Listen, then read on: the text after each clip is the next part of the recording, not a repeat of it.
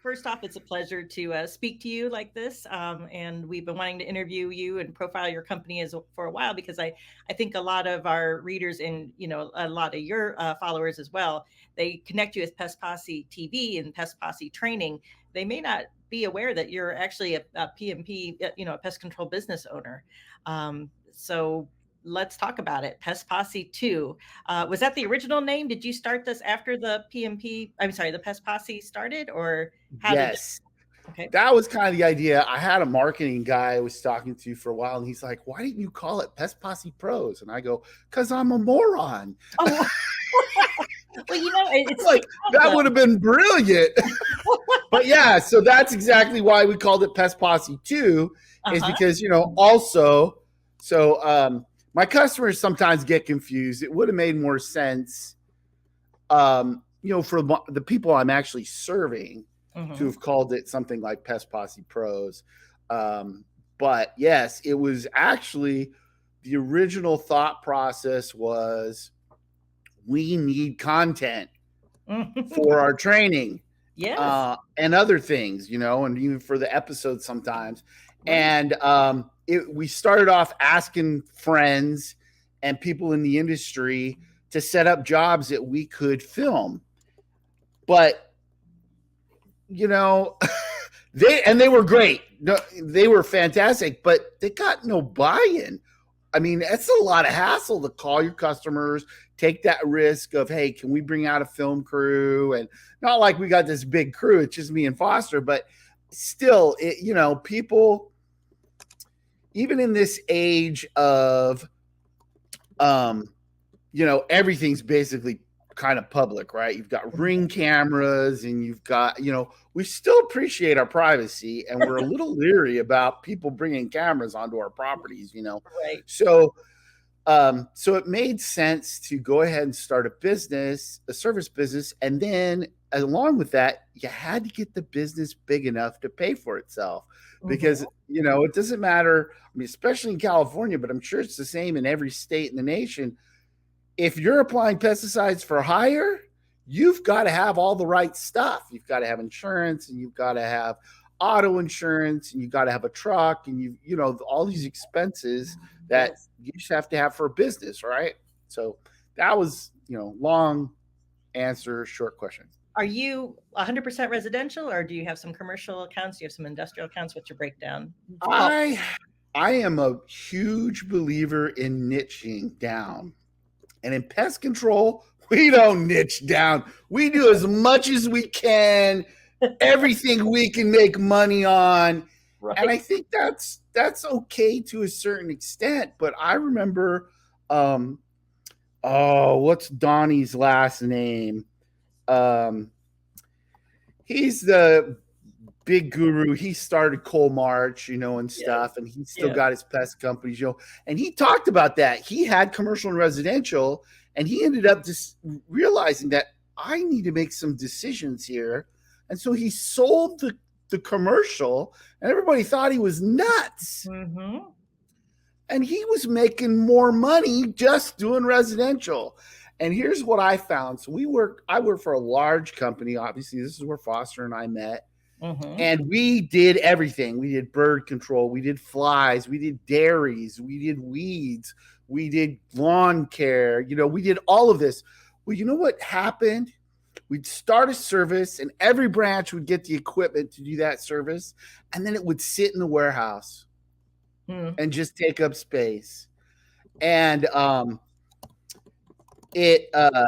I realized you're actually, I think you're better off because you niche down, you have everything in your truck you need, and you end up making more money because you're not spending money on peripherals. Mm-hmm. Now, if you're in an area that has, you have a real winter, California, we have what? Spring and fall. Some areas have summer, and that's about it, right? In Ohio, we've got winter and orange barrel season, but go on. So in those areas, does it make sense to have something you can do? Snow plowing, putting up Christmas lights, I don't know, whatever you can figure out to keep your business going through the winter. I think that's a great idea. Okay. But in California, and that's partly what this is. That's the other thing that Pest Posse 2 is about. It's about proving some of these theories out. Is this really going to be viable? Is this going to work? Is this going to create more profitability for the company and simplify things? So Culley, I know that you're on the spot for an infestation when they call you. Are you also doing preventive maintenance and regular? Are you like on quarterly accounts, or how does that work for your company? I would say the warmer your climate, the more often you need to do service with That's essential fair. oils. Okay. I'm amazed at the companies that are using certain products and they're doing quarterlies Mhm. for essential oils. I was kind of raised in the business of doing every other month service, and the majority of my accounts are every other month. And Okay. quite really, with I've I've taken accounts from other companies that do quarterly Okay. because that last 30 days Hmm. always seems to be a problem. And when I get my client, when there's kind of like him and Han about the whole quarterly thing and trying to do it more often, I'm like, when are you usually getting a call back? When do the bugs usually start to come back? I find that it's in that last 30 days, and they'll think about it. If they're honest, they'll be like, yeah, that's true. Yep. Top of And the list there. Yeah. and then typically they'll flip, with just that little bit of realization. And I Hmm. know guys, I've met owners of companies who are really into their numbers and stuff, and they're doing quarterly in California, and not just in California, but in the Valley of California, which is as hot as Arizona, in the Right. desert. Yeah. Which and I crossed they're Death Valley Desert without air conditioning. I oh yeah, I remember that. And they're getting it done, and so hey, more power to them. But I have customers mainly based on their tolerance level. Every customer has a different bug tolerance level, and some are like total bugophobes, and so they're on monthly. Okay. Well, But yeah. most of my customers, every other month works well. But I do have a few that are monthly. But Okay. like I've got a friend in the valley who does a green route, Okay. and that route's monthly. Okay. All right. So Yep. Yeah. um, so that's kind of my part of my niche, I guess. Cully, you had already mentioned that, when you get to that point, you're going to install a few more, get some equipment and so forth to kind of spread the wings of the company. Are there other plans for the future to grow as far as that goes? Do you think will you offer Yeah, bird control again? yeah. When I have employees, I will probably offer bird control. It was something Mhm. I enjoyed doing. I felt like I was good at solving some of the difficult problems. Mhm. Um, and and other stuff. I mean, there's other services I would gladly offer. Um, uh, but yeah, I mean, I would love to see it grow. I'm in a particular, obviously awkward in a sense situation where I'm running two companies. And Yes. so I'm not in the field 5 days a week. I'm only in the field 3 days a week. And so that really makes it hard to grow. It, Yeah. it makes it hard to get the profitability you need to cover that initial tech. Um, so yeah, that's the goal. And we will see how that pans out as I continue to grow in the future. What kind of advice would you give for pest control guys, people that are either starting off, coming like you did from a bigger company and starting on their own, or even someone who's got an established firm that maybe they're like, let's try this. Let's ramp up our green routes and kind of leave the synthetics behind. How do you what kind of advice would you say if you had to do it all over again, for example? So, like I was talking to a friend of mine, has a decent sized company, well over $1 million. He Hmm. said, Cully, I if I had to do it all over again, I'd do it just like you. I'd start green. Hmm. Okay. Don't If you can, don't start later. If you're going to start, just start green if that's what you want to do. And there's so many advantages to being green. I have asthma, so Hmm. that's another. This is later. I'd already started my business before I found that out, but I don't have to wear a respirator. Mm. And I don't feel like I need to wear a respirator. Now, if I'm fogging in a structure, I'm wearing a respirator. I don't care what I'm using, Sure. Right. But when you're outside, I don't feel the need to have to wear a respirator. There's little Plus, it's not things on that the are, label, right? Let's put that. yeah, right. Oh, yeah. But I don't know of any 25Bs that require That's a fair. respirator. That's my point. And Right. I still wear everything else. I wear long sleeve shirt, long pants, safety glasses. I wear a hat when I'm treating over my head. I Mhm. do all the same basic things I do anyways, Right. because, again, it's still designed to kill stuff. That's fair. That You is know, fair. I don't care if it's food grade, whatever. It's still designed to kill stuff. But I would pick the guy, right? If you've got a company, pick the guy or the girl. I don't care, whatever, Right. and sometimes the lady's better.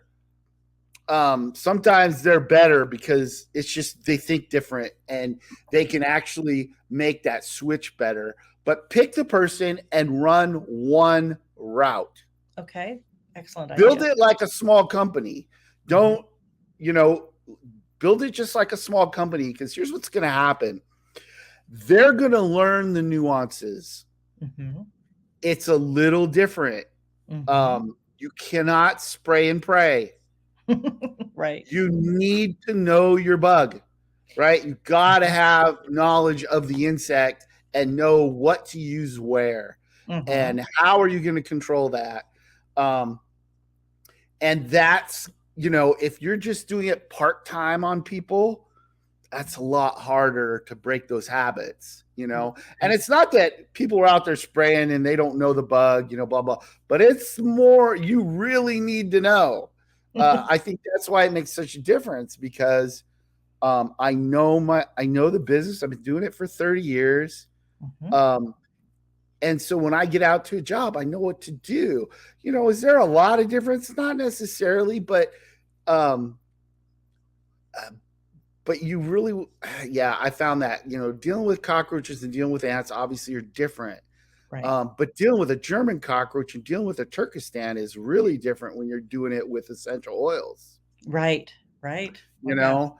Mhm. Um, so I think that's a big one that I would recommend is treat it like a small business in your business. Mhm. Start with a route and build that route. And if you do it right, you can build it condensed.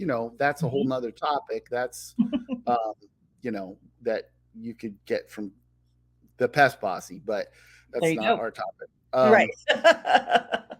But no, And that's an excellent, segue too, that there's training out there. You're not mm, reinventing the wheel necessarily. It is a change, but it's not, you don't have to make it up as you go along by any means, is what you're saying. the other thing I would say is don't buy into one company's essential oil product.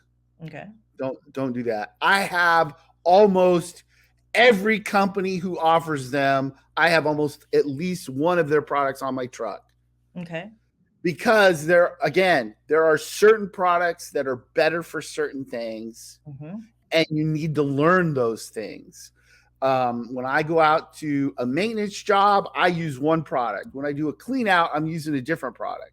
You Excellent. know, Mhm. um, and it's I think it's super important to know those things, because some of these are expensive.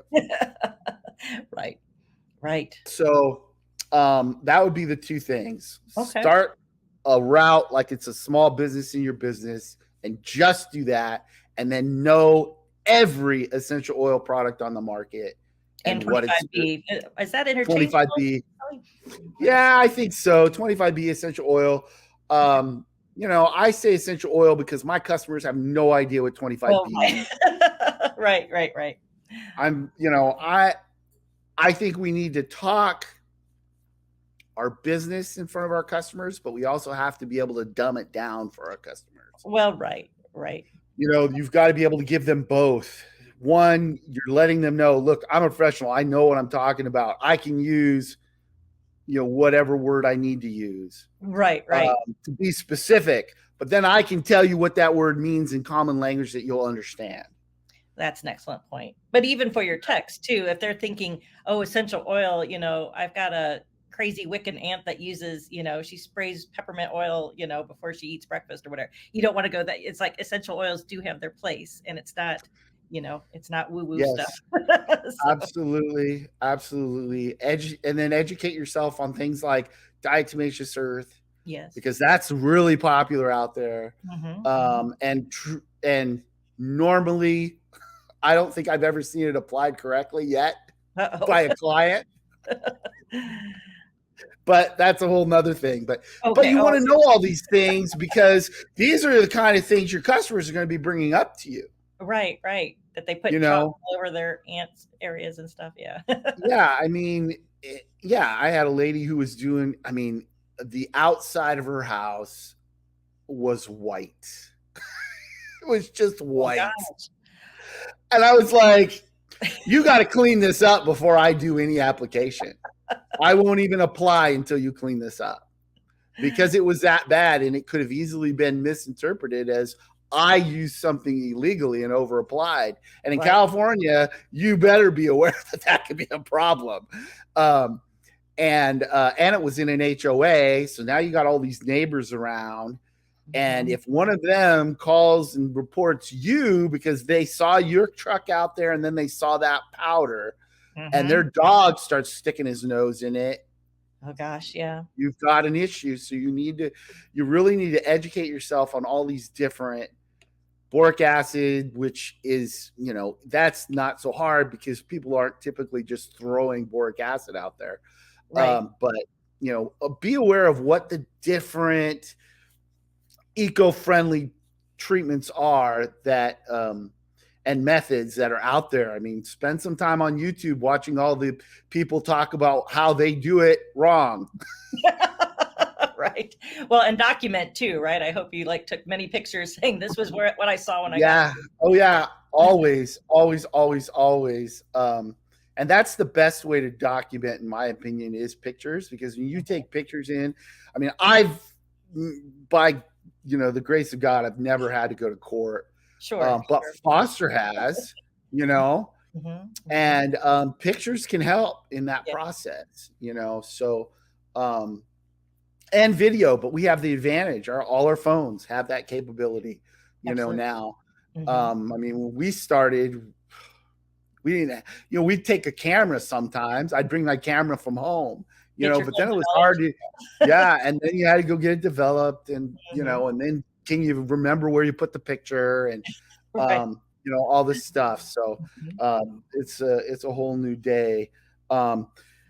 The only other thing I'd like to say about marketing, because I think it's Mhm. super important, is make sure you have somebody who actually knows what they're doing. It can make And or if they break can't, yeah, if they can't, I hired several that it. got me nothing. You know, they tell you it'll take 3 to 6 months to get your web page performing. Mhm. Okay. Was that not true? Fine, you know. And Oh, then you I said found somebody. Um, yeah, I found somebody who knew what they were talking about, and I was like, I'm thinking it's going to take 3 to 6 months for it to start to perform. The week it launched, I was on the front page of Google. that's a little different. Now, yeah, now that tells me not just that my company knows what they're doing, but it tells me my competition doesn't have marketing companies that know what they're doing, Mhm. right? Because Yeah. why would a brand new company, no blogs, no nothing, all of a sudden outperform everybody in my area, right? Right. Right. Um, that just tells me that they're using somebody who doesn't know how to rank on Google. So it's really, really important that especially if you're going to be starting a new service like this, you're adding this in. Boy, make sure that these people know how to make that page perform, or you'll be spending money um, on no return for dollar. Right. Right. You Right. know, so Right. that's just a thought I have. No, that's an excellent point, Culley. And before we wrap things up, so you can move on with your morning here, is there anything else that you want to get out that we haven't touched on here about the topic? Oh, I wouldn't go back. Okay. No, I that's would not go back. no My regrets. whole if I had multiple branches in multiple areas, this is how we will continue to do business. Okay. I will figure it out in new climates, right? Hmm. I have a fairly simple climate, but where I'm at by the coast, because it doesn't, Hmm. the heat's not typically an issue. But I was doing this in the Bay Area where we had gobs of outdoor cockroaches. We had Orientals and Turkestans. We had spiders. We had, all your basic California ant species. We Hmm. had German cockroaches. I mean, I did breweries and I did restaurants and I've done all those things this way. Hmm. So Hmm. there's no, there's no environment, in my opinion, that I can't learn to make these things work because I'm flexible Right. and I'm willing to try new stuff. But I just said, do it, do it. All right. You and It's a Nike, great, Culley. yeah, it's a great way to do pest control.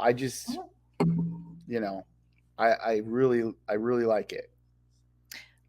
that that's fantastic, and I really appreciate you sharing your expertise and your insights with us today. I mean, it's wonderful. I didn't know too much going in, but I've learned a lot, and I hope our readers will too. Great. That's the goal right there. Yes, sir.